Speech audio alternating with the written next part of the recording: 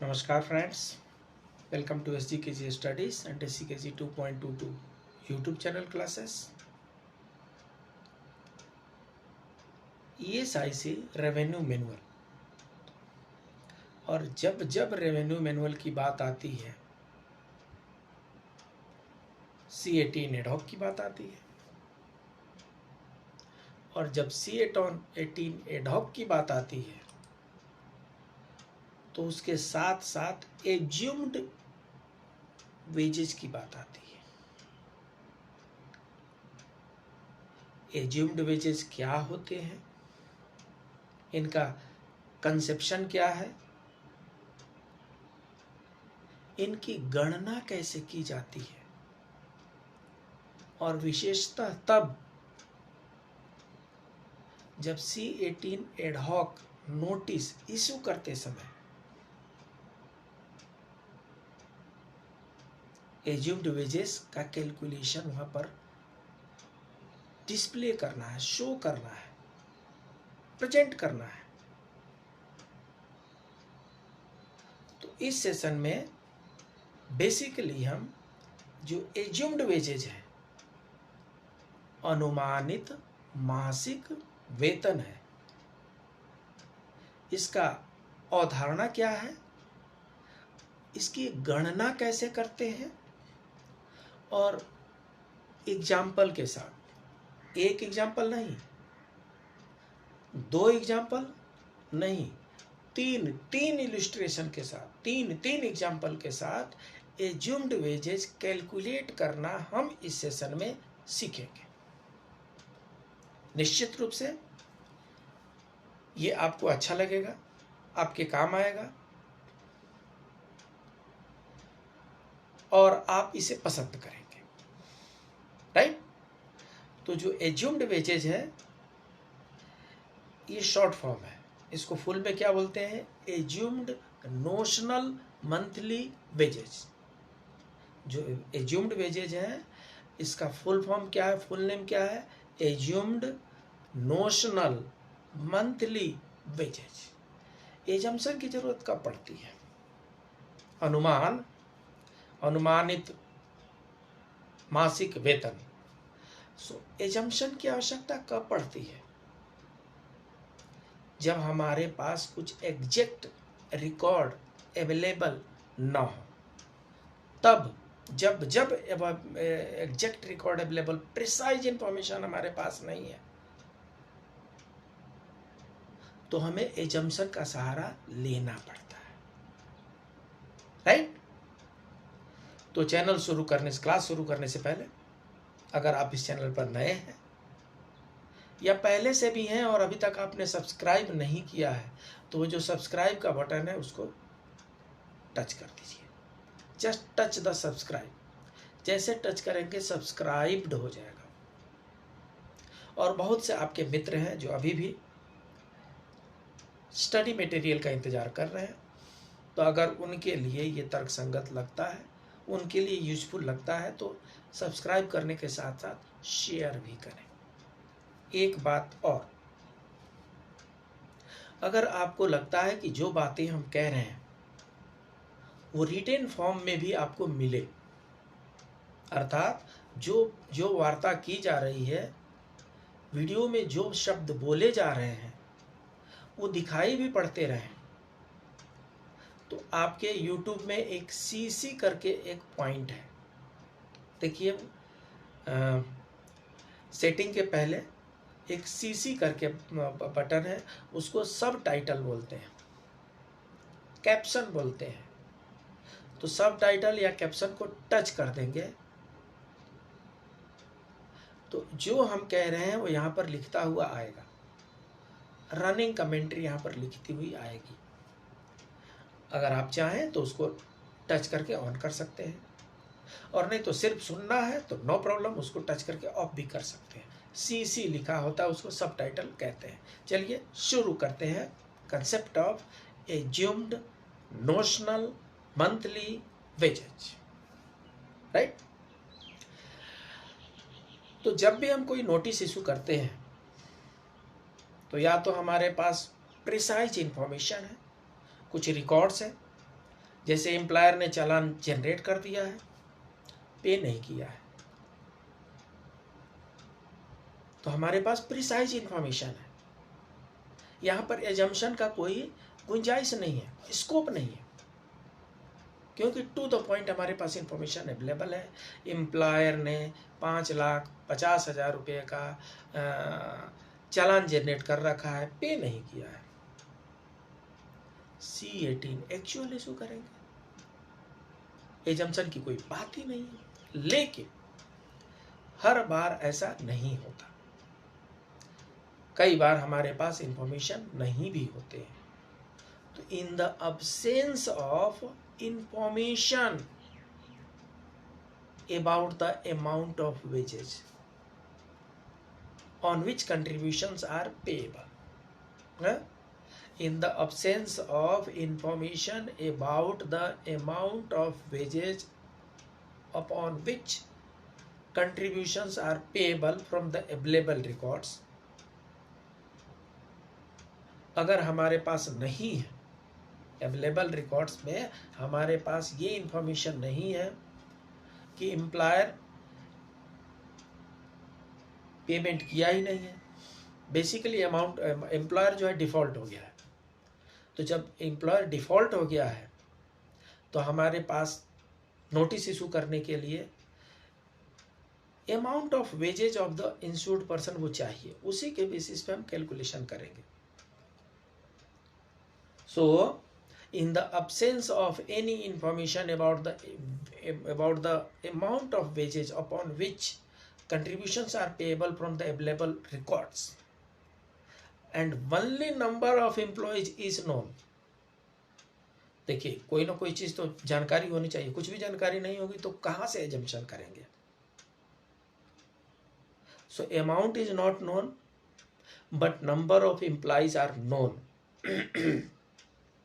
In that scenario, contribution is determined, rather contribution is calculated on assumed notional monthly wages. पुनः बताते हैं, अगर employer ने monthly चालान create कर दिया है तो इसका मतलब कि हमारे पास इंफॉर्मेशन अवेलेबल है, वेजेस का भी इंफॉर्मेशन अवेलेबल है, अमाउंट ऑफ कंट्रीब्यूशन का भी इंफॉर्मेशन अवेलेबल है, एंड नंबर ऑफ एम्प्लॉयज के भी इंफॉर्मेशन हमारे पास अवेलेबल है। इन तीनों इंफॉर्मेशन को यूज करके ही चालान has been created, only payment has not been. So in that condition there is no scope of assumption.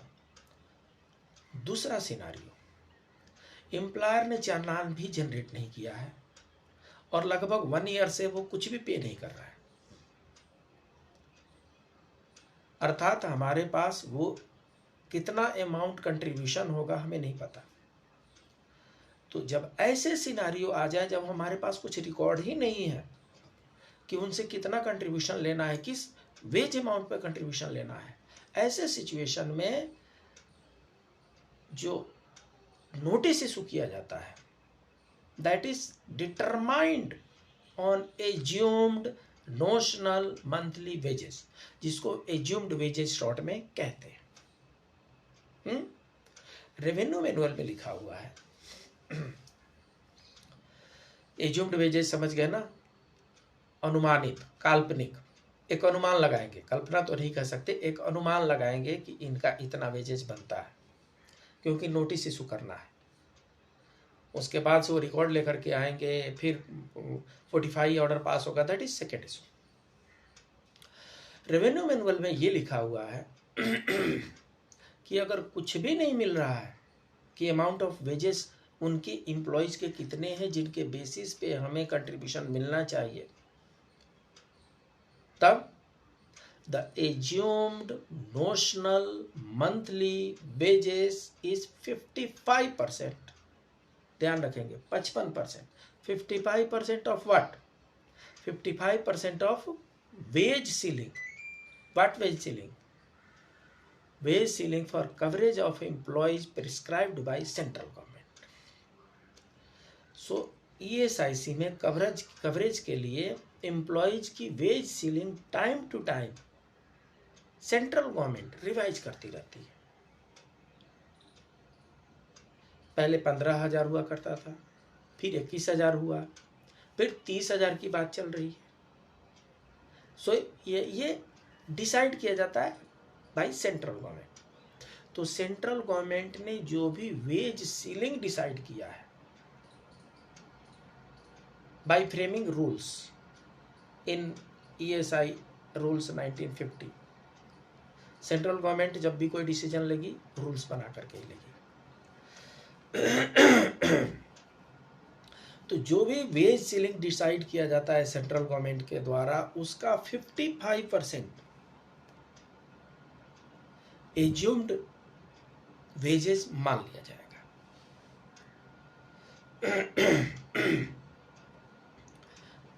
अगर 10,000 रुपया वेज सीलिंग फिक्स किया गया है सेंट्रल गवर्नमेंट के द्वारा, और हमारे पास कंट्रीब्यूशन से रिलेटेड उस एम्प्लॉयर का कोई इंफॉर्मेशन अवेलेबल नहीं है, तो 10,000 मल्टीप्लाइड बाई 55%, 5,550, इतना हम एज्यूम्ड वेजेज मान लेंगे और इसके बेसिस पे नोटिस निकालेंगे। ऐसा रेवेन्यू मैनुअल में मेंशन किया हुआ है। ठीक है।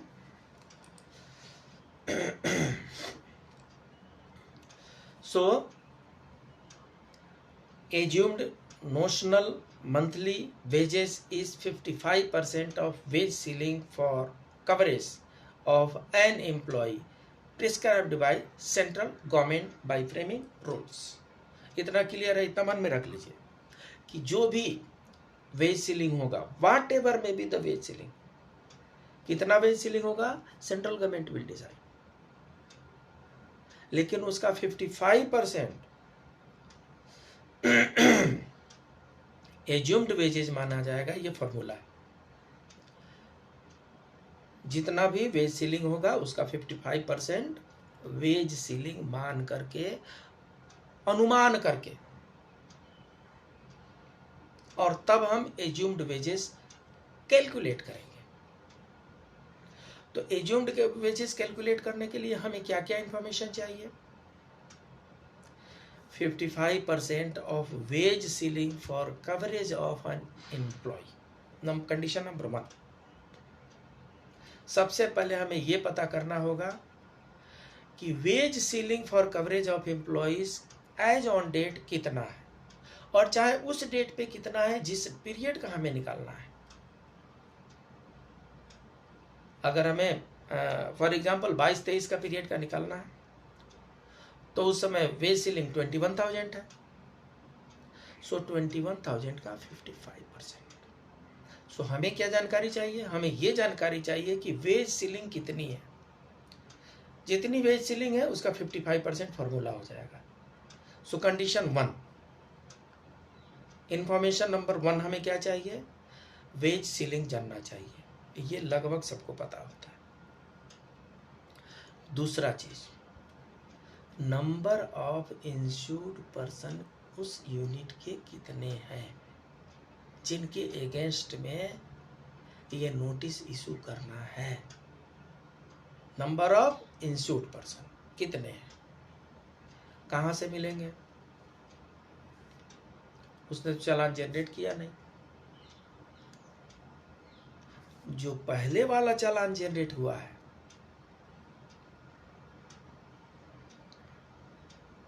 वहां से मिलेंगे।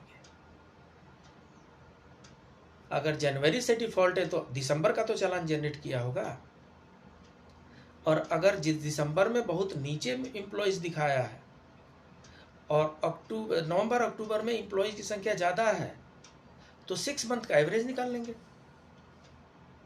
कितना बनता है, और उतने एम्प्लॉयज को हम लिख लेंगे। सो हमारे पास 2 इंफॉर्मेशन मिल गया।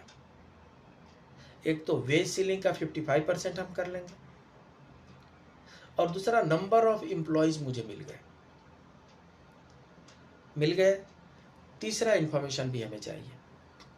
तीसरा इंफॉर्मेशन ये चाहिए कि डिफॉल्ट पीरियड कितना है। 1 मंथ है, 5 मंथ्स है, 10 मंथ्स है, 12 मंथ्स है, 20 मंथ्स है, 30 मंथ्स है, so number of default month कितने हैं, एंड चौथा जो इंफॉर्मेशन हमें चाहिए, कंट्रीब्यूशन रेट कितना है। आप सबको पता है as on date contribution rate 4% है, as on date contribution rate 4% है। सो हमें 4 इंफॉर्मेशन चाहिए C18 ad hoc assumed basis पे नोटिस इशू करने के लिए। Wage ceiling for coverage of employees कितना है, उसका 55% कर देंगे। Number of insured person company में कितने हैं, उसके C6 के प्रीवियस रिकॉर्ड्स देख लेंगे, और नहीं तो इंस्पेक्शन हुआ होगा तो उसमें इंस्पेक्शन में लिखा होगा number of employees. Number of default months कितने हैं, कितने मंथ का उन्होंने चालान जनरेट नहीं किया है, पेमेंट नहीं किया है। सो ये नंबर ऑफ डिफॉल्ट मंथ हो गए। And country rate of contribution 4%। बस, तो फॉर्मूला मेरा क्या बन गया, formula for issue of ad hoc notice on assumed wages क्या बन गया, ध्यान देंगे 55% of assumed wages multiplied by number of IPs multiplied by number of default months multiplied by percentage rate of contribution is equal to, जितना आता है उतना हमारा कंट्रीब्यूशन हो जाएगा नोटिस के लिए। C18 एडहॉक नोटिस के लिए इतने का हम C18 एडहॉक इशू कर सकते हैं। नंबर ऑफ एम्प्लॉय आईपीस कितने हैं, डिफॉल्ट मंथ कितने हैं, वो तो जितनी बार हम रिव्यू करते हैं तो उसमें C6 में दिख जाता है कि कितने मंथ का डिफॉल्ट पीरियड है, 1 साल 2 साल 3 साल कितने, उसको मंथली में कन्वर्ट करना है और मंथली में कन्वर्ट करके मल्टीप्लाई करना है। राइट, समझ में आया, समझ में आया तो एक लाइक तो बनता है। हाँ, अब समझ में आ गया तो हम इलस्ट्रेशन नंबर 1 पहला उदाहरण लेंगे, और जो पहला उदाहरण है वो एज्यूम्ड वेजेस मान के है, assumed wages at the rate of 21,000 है। एज्यूम्ड वेजेस जो हम कर रहे हैं वो मान के चल रहे हैं कि यहाँ पर wage ceiling for the coverage of employees is 21,000। पहला इंफॉर्मेशन हमें चाहिए ना, पहला इंफॉर्मेशन हमें चाहिए wage ceiling for coverage of an employee. So यहाँ पर हम मान के चलते हैं wage ceiling for coverage of employees 21,000 जो इस पीरियड में चल रहा है। ठीक है, तो फॉर्मूला क्या है, 50% of wage ceiling multiplied by number of IPs multiplied by number of default months multiplied by percentage rate of contribution. Solve करते हैं इसको। So 55% of wage ceiling for coverage of employee, तो वेज सीलिंग कितना है 21,000 है। सो 21,000 multiplied by 55,000 ये बन के आता है 11,550। सो एक आईपी का मंथली एज्यूम्ड वेजेस 11,550 हम मानेंगे रूल के अनुसार, भले ही उसको 20,000 मिलता हो, लेकिन रूल के अनुसार 55% ही हम एज्यूम कर सकते हैं। इसलिए एक एम्प्लॉय का मंथली वेजेस 11,550 ये हम एज्यूम कर लेंगे। सो फार्मूला का पहला कंडीशन हो गया। सेकेंड स्टेप यह है कि नंबर ऑफ इंश्योर्ड पर्सन कितने हैं। For the sake of calculation 10 मान लेते हैं, इजी रहेगा। सो नंबर ऑफ आईपीस कितने हो गए, 10 हो गए। नंबर ऑफ डिफॉल्ट मंथ 12 महीने, 1 ईयर का मान लेते हैं। सो 1 ईयर का 12 महीने हो गए। कंट्रीब्यूशन परसेंटेज रेट 4% है। तो हमें चारों इंफॉर्मेशन मिल गए। अब हमें चारों इंफॉर्मेशन को मल्टीप्लाई करना है। पेपर पेन में नोट कर लीजिए, और नहीं तो सीसी अगर आप दबा दिए होंगे अपने यूट्यूब में, वहाँ पर सीसी आ रहा होगा, उसको टच कर देंगे तो लिख के आएगा। तो अब हम एज्यूम्ड नोशनल वेजेस कैलकुलेट कर रहे हैं।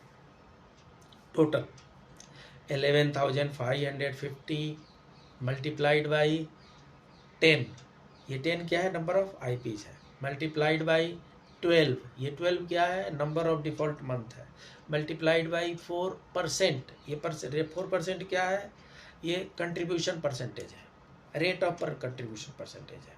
इन सबको अगर हमने मल्टीप्लाई कर दिया तो ये आ रहा है 55,440।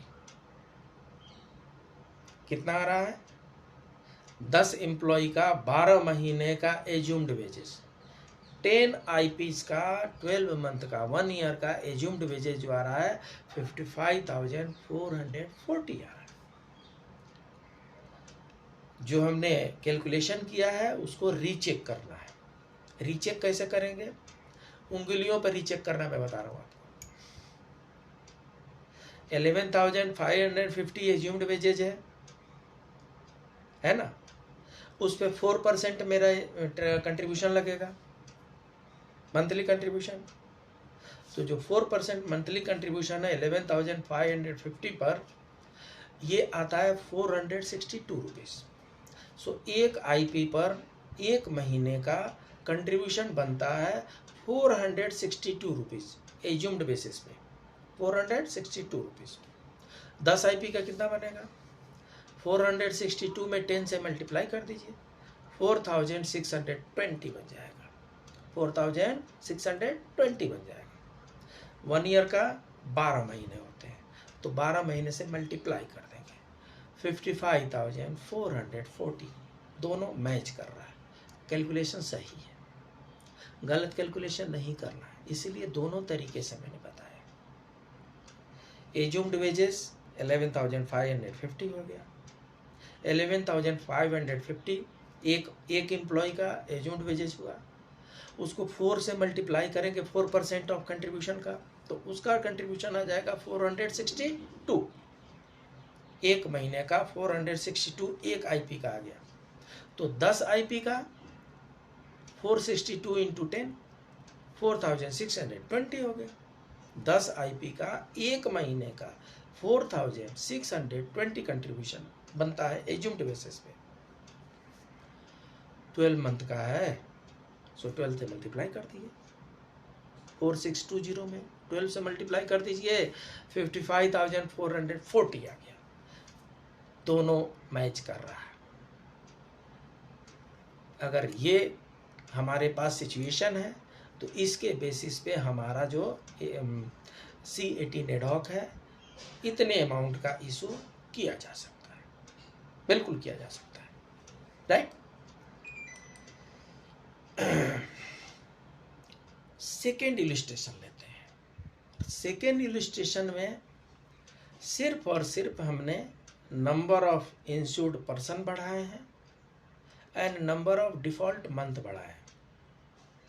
सेकेंड इलस्ट्रेशन में वेज सीलिंग 21,000, एज्यूम्ड वेजेस 21,000 का 55%, 11,550, एक आईपी का assumed wages 11,550।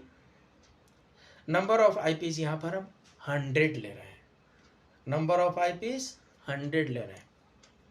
Number of default month 30 month ले रहे हैं।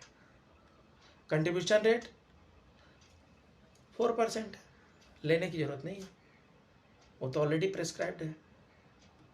सो फॉर्मूला के अनुसार C18 एडहॉक कितने का निकलेगा, 11,550 multiplied by 100 number of IPs multiplied by 30 number of default month multiplied by 4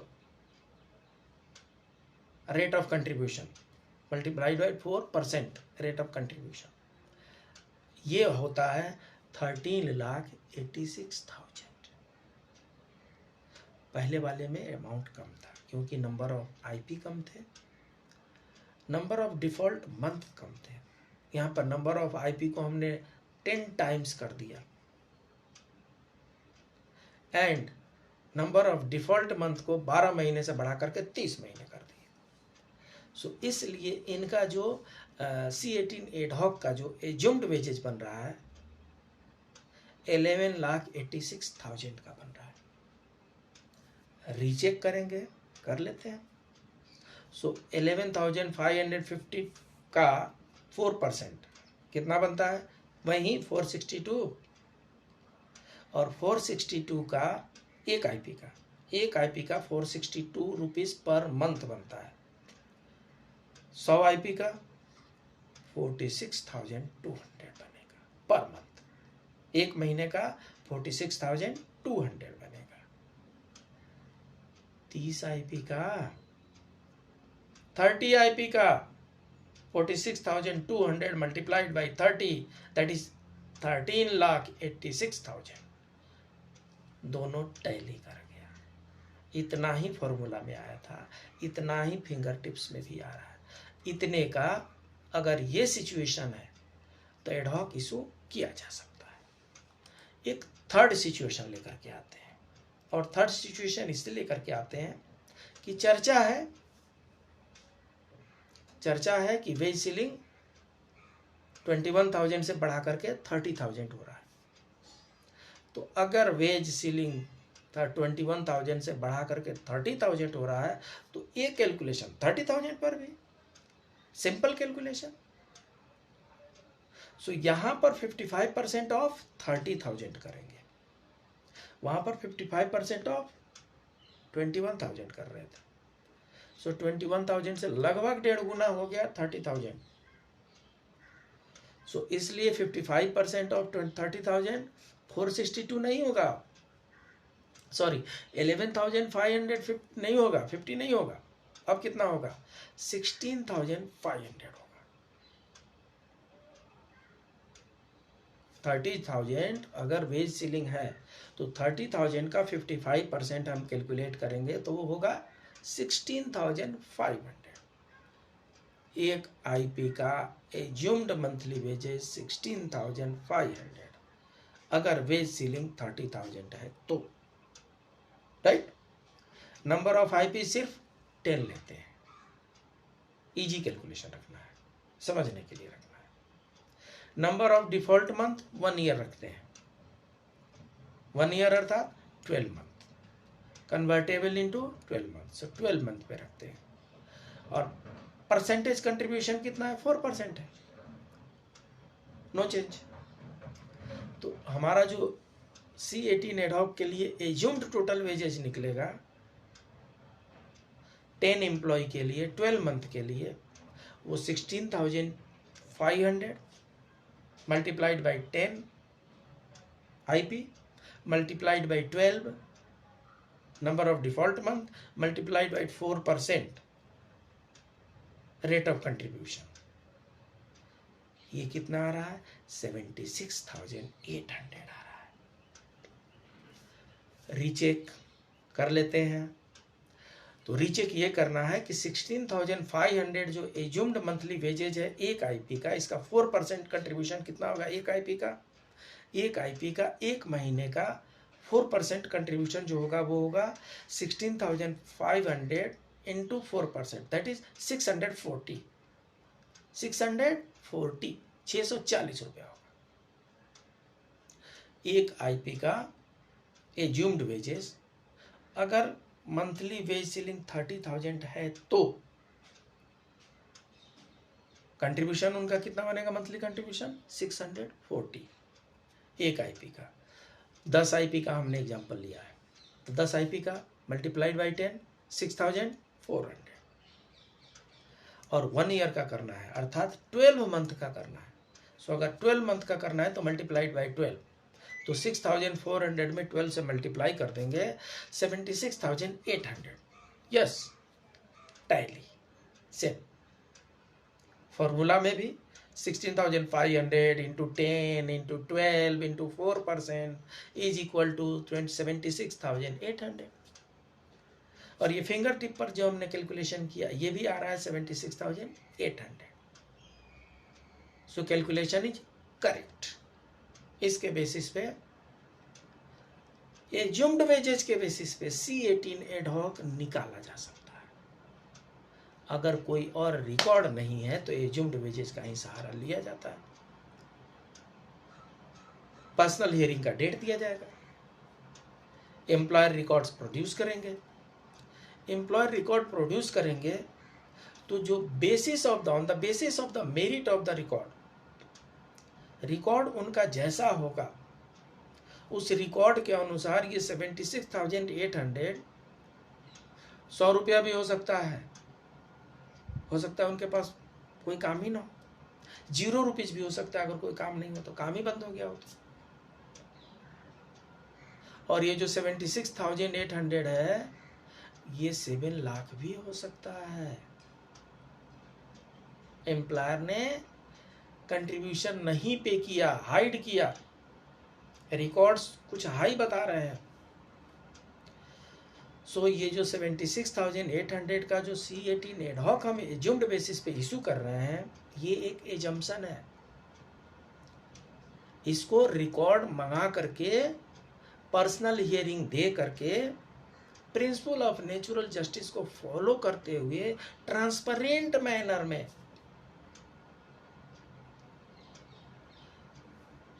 contribution determine करना है under 45A based upon the available records, right. तो ये जो कंसेप्शन रहा ये एज्यूम्ड वेजेस का रहा जिसके बेसिस पे C18 एडहॉक निकाला जाता है। उम्मीद है आपको पसंद आया होगा। अगर पसंद आया है तो आप अपने चैनल SGKG स्टडीज को लाइक करें, सब्सक्राइब करें, अपने दोस्तों के बीच में शेयर करें। और हाँ, बुद्धिजीवियों के लिए कमेंट बॉक्स है।